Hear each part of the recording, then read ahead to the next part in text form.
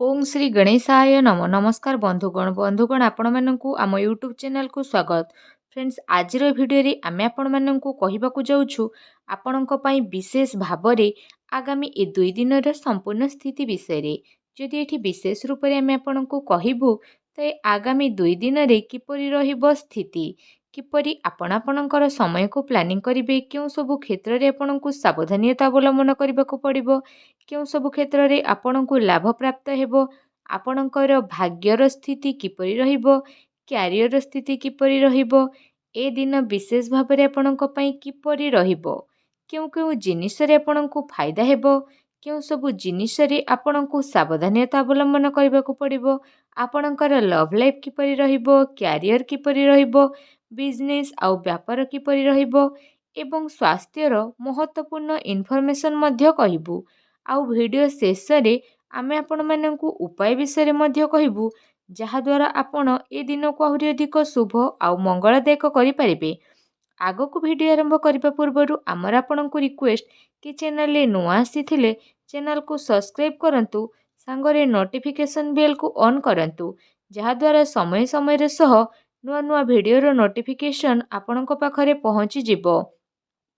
आसंतु जानिबा किपरि रहिबो आपणक पई ए दिन तो सबुठारु प्रथमे कहिबा कि कौन आपणक पई स्थिति पॉजिटिव रहिबो जदि आपण व्यवसाय करूछंती बा आपण चाकरी करिबा पई चाहुछंती तो निवेश पई आपण अवसर प्राप्त करिवे एहा आपणकर आर्थिक निवेश पई भल मध्य हेबो जहाद्वारा आपणकु आर्थिक लाभ प्राप्त हेबार बहुत भल स्थिति मिलिबो भाग्य आपणकु भल साथ देबो आउ काम कार्य क्षेत्र रे आपणकु भल सफलता मध्य प्राप्त हेबो ता सहित चल अचल संपत्ति दृष्टि निवेश करिबा आपणक पई बहुत ही शुभ भरे साब्यस्त हेबो सेथिपई समय आउ परिस्थिति को देखि निवेशर अवसर को खोजी नियंतु जहाद्वारा आपणकु सफलता तो प्राप्त हेबो आउ आर्थिक स्थिति मध्य काफी मजबूत रहिबो ता सहित अप्रत्याशित आय ता सहित प्रतिटी स्थिति आपणक पई भल रहिबो जहाद्वारा आपण कौनसी यात्रा स्थिति रे मध्य आगकू बढ़िबे आउ आपणक उद्देश्यर स्पष्ट विचार हेबो निज आखपाखर लोकंक पाखरे रुहंतु ता सहित निजर वरिष्ठ को प्रभावित करबा पई सज्जर निपुणता उपरे प्रयोग करंतु ता सहित विशेष भावरे पैसा रिलेटेड किछि रणनीति बनेबा पई एहा गोटे शानदार सब्यस्त हेबो आपणकर साथी सहयोगी आपणकर भल स्थिति को जानी नेबे रचनात्मक कार्यपति आपणकर रुचि रहिबो आउ ए अवसरर लाभ उठांतु ता सहित नुआ रूप रे आपण कार्य तो करिवे आउ नुआ स्थिति रे भी आपणकु बड़ धरणर परिवर्तन विशेष रूप रे देखिबा पई मिलिबो प्रतिटी स्थिति आपणक पई जेहेतु शुभ ही शुभ हेबो तो ए जिनिस को हातरु जीवाकू दियंतु नाही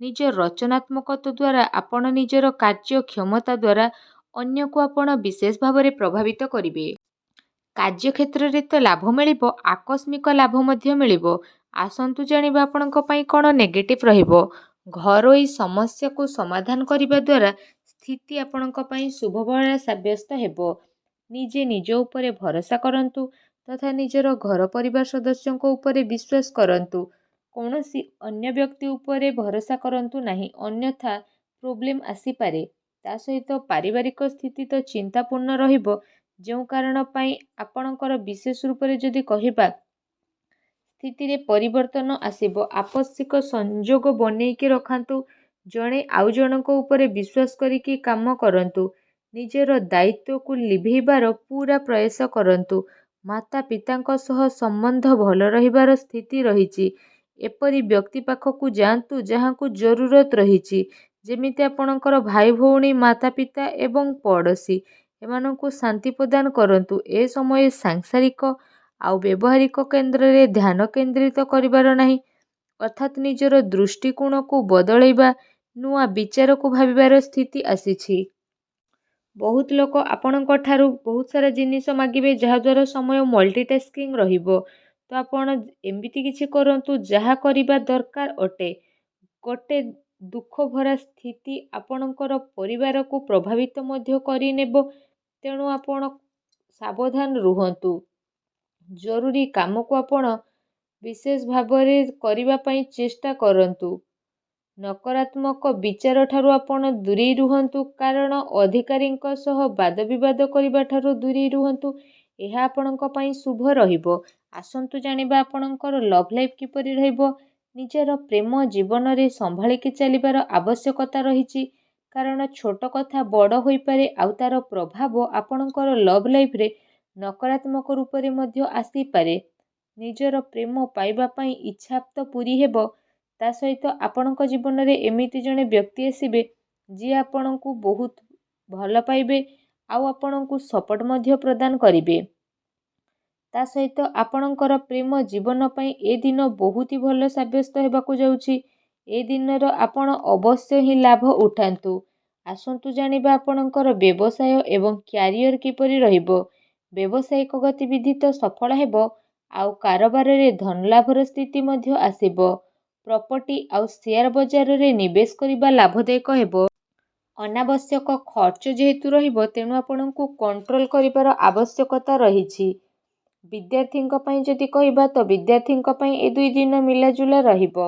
ଆପଣଙ୍କ ପାଇଁ ଯଦି ବ୍ୟାପାର ରିଲେଟେଡ୍ ସ୍ଥିତି କହିବା ତ ବ୍ୟାପାର ରିଲେଟେଡ୍ କୌଣସି ଯାତ୍ରାକୁ ଯାଇପାରନ୍ତି। କୋର୍ଟ କଚେରୀ ସମ୍ବନ୍ଧିତ କୌଣସି ଭଲ ଖୁସି ଖବର ମଧ୍ୟ ଆପଣଙ୍କୁ ପ୍ରାପ୍ତ ହେବ। ତା ସହିତ ଯେଉଁମାନେ ସରକାରୀ କ୍ଷେତ୍ରରେ ଚାକିରି କରିଛନ୍ତି ତ ସେମାନଙ୍କୁ ଶୀଘ୍ର ହିଁ ସରକାରୀ ବାହନ ଅର୍ଥାତ୍ ମକାନ ସୁଖ ମିଳିବ। ଆପଣଙ୍କର ଆମଦାନୀରେ ଆଚ୍ଛା ଖାସା ଲାଭ ଆପଣଙ୍କୁ ଆଗକୁ ଆସୁଥିବା ଟାଇମରେ ମିଳି ମଧ୍ୟ ଯିବ।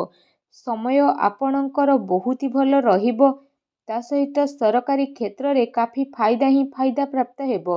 ନିଜର କାର୍ଯ୍ୟ ପାଇଁ ଆପଣ ସ୍ୱୟଂ ଉପରେ ନିର୍ଭର କରନ୍ତୁ, ଅନ୍ୟ ଉପରେ ନିର୍ଭର କରନ୍ତୁ ନାହିଁ। ବେରୋଜଗାରଙ୍କୁ ରୋଜଗାର ମଧ୍ୟ ପ୍ରାପ୍ତ ହେବ। ତା ସହିତ ବ୍ୟାପାରରେ ମଧ୍ୟ ଆପଣଙ୍କୁ ଲାଭ ମିଳିବ।